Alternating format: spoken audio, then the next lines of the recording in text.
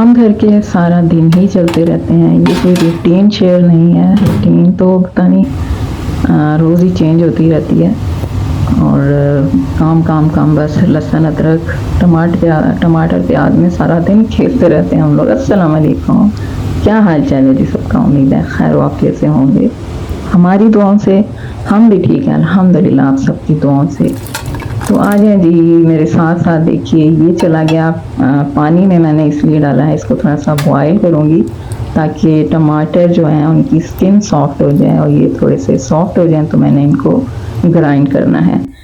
ठीक है जी, इसमें था प्याज टमाटर और गार्लिक।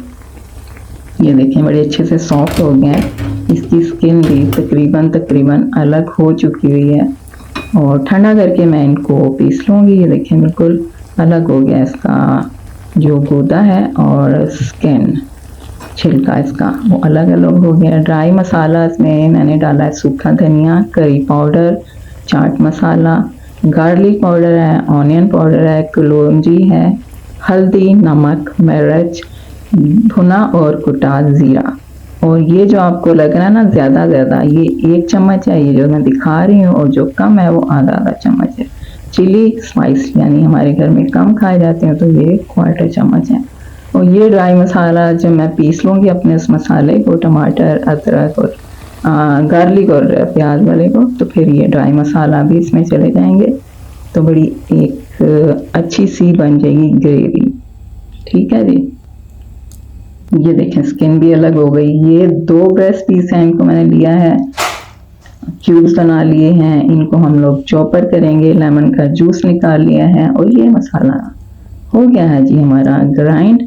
ये जाएगा कढ़ाई में ताकि ये पके थोड़ी देर, अच्छा सा इसका बने मसाला। और इसी में मैं थोड़ा सा 1 कप के करीब पानी डाल के इसमें डाल दूँगी और ड्राई मसाला भी डाल दूँगी ताकि ये जी पकते रहें, आपस में मिक्स हो जाएं, एक जान हो जाएं। ठीक है जी, ये चला गया पानी। उधर हम लोग करते हैं अपना, इसको चॉप कर लेते हैं। इसमें मैंने रेड चिली नहीं डाली है, इसमें ब्लैक चिली डाली है, ग्रीन चिली डाली है, सौंफ पाउडर है, गार्लिक पाउडर है, पिंक सॉल्ट है और थोड़ा सा भुना हुआ कुटा ज़ीरा है। और मैंने बेसन भी 1 चम्मच डाला है। ये जो चम्मच इसमें है ये छोटे छोटे से हैं तो मैंने 4 चम्मच डाले हैं, तो कुल मिला के 1 खाने का चम्मच बन गया।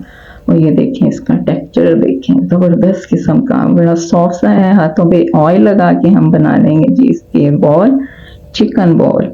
यानी मैं बना रही हूँ इस वक्त खताई कोफ्ता इन मसाला, और मैं इसको कर लूँगी फ्राई कर लेंगे।